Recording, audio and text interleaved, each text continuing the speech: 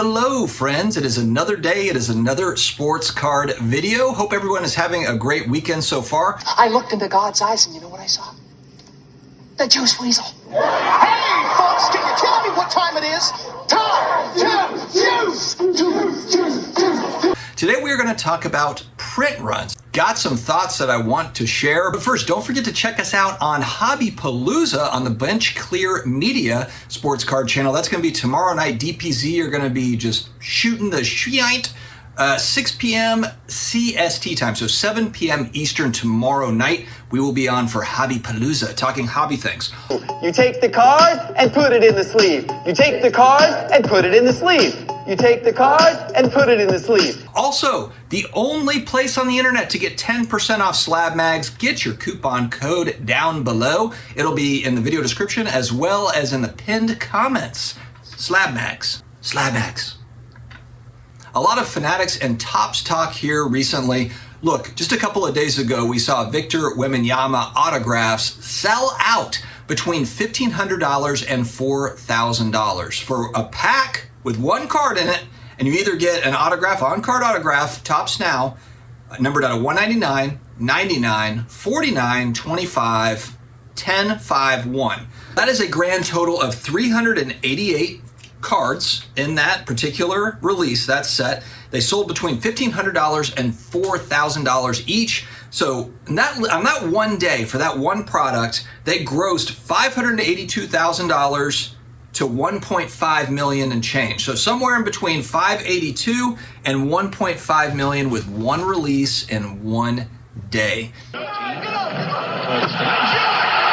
It's pretty astounding. No secret that with Panini running through the license years, they've only got a couple more years left.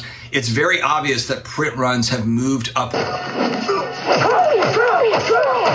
I was talking on a live stream recently about Optic Basketball, the new Optic Basketball retail.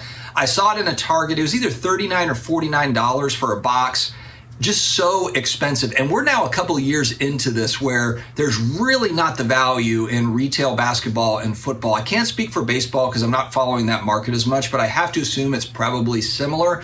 Now, I think that Topps did a nice job with their debut products that they brought out this year. I think it's like $90 for a hobby box, and they printed a zillion boxes, and that's fine. There was still a hit in there. There's still those debut hits, those patches, the first patch hit that was in those. So there was, even though it was an inexpensive product, there was still some chase stuff, and they came out and said, hey, look, you know, this is for everybody to be able to get a hold of cards. So fine, $90 for a hobby box. That's great. But where I come back to what Panini is doing now, we got $30, $40 blaster boxes where, I don't know, you get 25, 30 cards maybe in there. Are you getting that much value typically out of those boxes? I mean, most of those boxes are going to have $5 of value in it, maybe not even. And I get, if you're just collecting cards, you're building team sets, you just like the design of the cards, and you just want to collect certain players, this and that, and you're not worried about value, that's fine. But that used to be a lot easier when I was a kid, when a pack of cards was $1. It was $1.50. Now, a box of cards is 30, 35 bucks at a minimum for a retail product. I mean, that is hefty. And now I know you might say like, oh yeah, man, but that was 1990. That was like 30 years ago, and inflation and all that. Yeah, but how come cards have inflated more than like bread? You know, I mean, like, you know, a pack of cards now, if you actually break it down, what's a pack? You know, the box is 30 or 40 bucks. You get 4 packs in it or 5 packs. It's still like, what, $8 to $10 for a pack? Whereas it was like $1 or $2 for me. So it's 5 to 10x somewhere. A loaf of bread in 1990 was probably 99 cents, and now maybe it's $3. So it's 3x or something. You know, it's gone up 2 or 3x, you know, whatever. How come cards have inflated more than necessities like that? You know, and again, I'm just using one example, but the price of cards is a complete overreaction to what happened in 2020, is what I'm seeing. As far as Panini is concerned, with a lot of these new releases, you're seeing these hobby boxes at huge prices. And of course, look, they want to capture the market. They want to capture that secondary market. They're actually doing it in a backwards way than a company that really wants to build a strong brand. But what is their motivation to do so with them running out? You know, they're just kind of running out the clock at this point. But if we're looking forward to Topps, it is absolutely crucial that they follow kind of that Nike way of doing things. Or I'm going to use Nike as an example. I heard Sports Card Radio was talking about Nike the other day, and they're talking about Louis Vuitton and some of these other big brands that have staying power, Rolex and so forth. So the one thing that Nike used to do, I don't know if they actually still do it now, but they used to, for their very limited release Michael Jordan sneakers, when they would come out, they would only release a certain number of those. And as soon as they hit stores, you would literally see people, climbing over each other to get into the Foot Locker in New York City. I was a kid. I've been, working hard just to come up here early in the morning just to wait in line to get these shoes. I was the first person out of everybody that was out here to get these right here. How many pairs of Air Jordans do you have? I have about 9 pair of Air Jordans, but it does not matter about those. It matters about these right here. This was the scene in Kansas City where people were sprinting through the halls. But that's nothing compared to this mall in the Seattle area where people use pepper spray to trying to get these shoes. They were very limited, and Nike purposely made less supply than what they envisioned the demand to be. And Air Jordan shoes have been in high demand for a long time. I bought a pair of Air Jordan 9s in 1994. I remember that because I was 13, but also on the bottom of the Air Jordan 9 shoe, it actually says 1994 on it. And they were $125, $130. I didn't have to rush through and break through the doors to get it. They were available, but they were still in limited quantities. You had to call around to the stores and figure out, if they were going to have a pair. And mine was like the red with the black kind of suede. They were really awesome shoes. They were amazing. Same thing unintentionally, I think, happened with Cabbage Patch dolls going back to the 80s.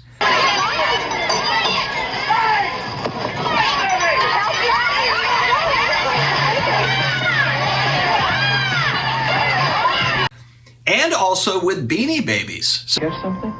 Teeny beanie baby-itis. Now at McDonald's, your kids can get teeny beanie babies and a Happy Meal. So what's interesting about Beanie Babies, it was the manufactured scarcity thing, but what they did is pre-internet, remember? So for Beanie Babies, they only released certain ones to certain stores. So like regionally, they would get, shipment here, shipment there. They were actually ingenious at kind of working that game, of scarcity, mass-produced scarcity. We may only have, I believe that we may only have 32 of these. And then eventually, of course, demand just went away for Beanie Babies. There are some still really rare Beanie Babies, but nobody cares about them. So it doesn't matter if they're rare if nobody wants them.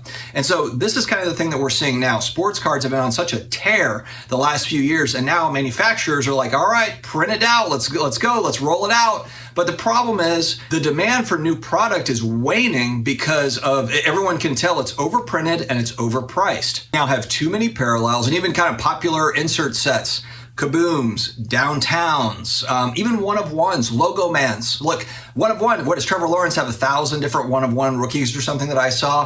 The logo man card. We saw that card, the LeBron jerseys, where it's 3 different jerseys from his different championship teams that sold for $1.9 million. Now, all of a sudden, we've got a bunch of different logo man cards coming out, which we kind of predicted going back to when they released that logo man card. One of the things I was saying is well, what happens if they decide that they're going to release, more and more logo mans every year, and it kind of dilutes everything. The same way now that you're saying they're trying to ruin downtowns. Those are really cool looking cards. Kabooms. Remember the Kaboom frenzy? Everybody's looking for Kabooms. Well, now how many different Kabooms are there? How many different sets? And this is how you ruin these products. This is just how you ruin it. If everybody can get one, it's not special. That's the whole point. And it doesn't matter if you care about values or you don't care about values. I'll use John Mangini as an example here because John Mangini, great collection, vintage baseball card collector. He collects modern stuff too, but he still would like to find rare things, but he's looking at certain price points. He's looking at like diamonds in the rough. Actually, I think that he said, and if he ever watches this, he can correct me if I'm wrong, but part of the reason he hasn't bought like a 52 Topps mantle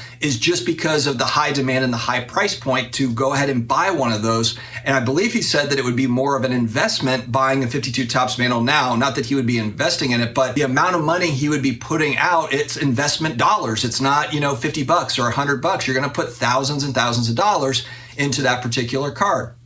And so people still care about rarity. They're trying to find kind of that balance of price point and rare stuff for the things that they want, whether that's vintage baseball cards or if that's a modern set or a non-sports set or whatever it is, sports, non-sports, whatever. So Topps has got to resist the urge to continue this trend. This trend has got to move backward. They almost have to pretend like it's 2015, 2012, 2015. When 2012 Prism came out, they almost didn't make another set because it just didn't sell very much.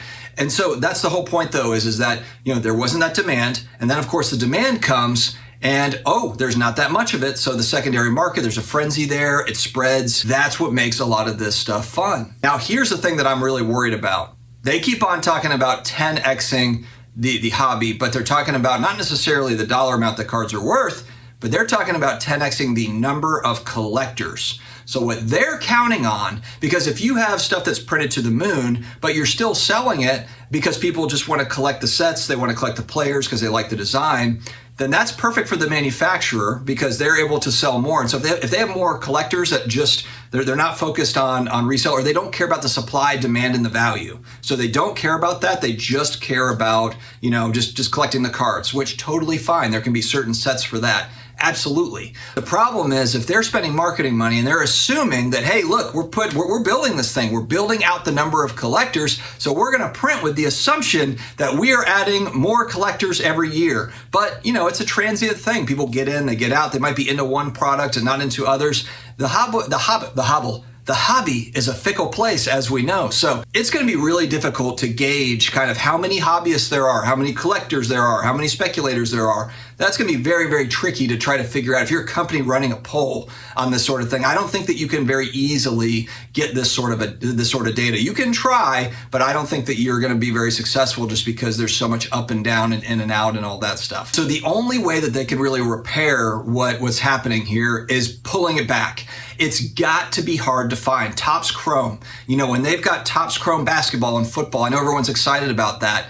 They've got to limit the amount that they put out there. They've got to build some mystery around this thing. They've got to bring it back, pull it back, and let people, you know, go after it. Let there be people that are standing in line at retail stores that can't get it. And I know what you might be saying is like, yeah, but there's collectors that can't get it. Well, look at what's happening now. Now there's plenty of it, and it's just sitting there. Where's the collectors to buy all of it? Where are they? You know, I mean, you have too much. It needs to be something that is not easy to find. That's what makes the fun of it. That's what makes it collectible. That's what makes it all fun, regardless of whether you care about resale value or not. Because even if you don't care about resale value, collectors like to treasure hunt and look for things that are hard to find.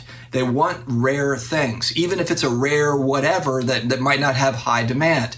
And so please, Topps fanatics, if you ever see this video, as you move forward, resist the urge to print to the moon, or at least, you know what, have your set that you market and say, like, look, supply is high on this particular set. Give us the print runs. Hey, look, we got 5 million cases of debut going out and whatever football, basketball product there is. So hey, that is kind of the beginner set for everybody. Oh, you're getting into cards, you want to just kind of get a taste of the action? This is that set. This is what's widely available in retail stores everywhere. It's easy to find. But then as you move up from there, and again, the easiest way they can do this is give us print runs. It's just so easy then to really kind of figure out what you want to collect, what you don't, figure out what's rare, what's not rare. Because look, this thing with the kabooms and the downtowns is a disaster because we don't really know. You know, it's like the Mosaic, the Genesis, where everyone's like, I think there's like 50, I think there might be 75. I've heard a long-term hobbyist say, like, you know what, I kind of like that they don't tell us because we're trying to figure it out.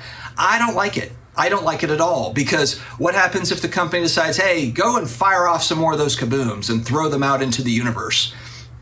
I would rather just know. I like for everything to be serial too, like serial number these suckers so we know what it is. If you serial number cards, it just makes it so much easier for collectors, speculators, investors, whatever, to figure out what is what. They're looking at the checklist and they go, okay, this is what I'm targeting, that's what I'm targeting. It just makes it way easier, a lot more fun. All right, guys, so that is it. Print runs. Will it get fixed? Will it continue on kind of this weird journey that we're on where we're just printing and raising the prices for hobby boxes and retail and just kind of hoping that we get more collectors? I surely hope not. I hope that's not what the future is, because it will be very similar to 1989 to 1994, 95. Be a very similar story as we look back in 15, 20, 25 years, I believe. All right, guys, stay healthy, stay awesome, and I will talk to you again later.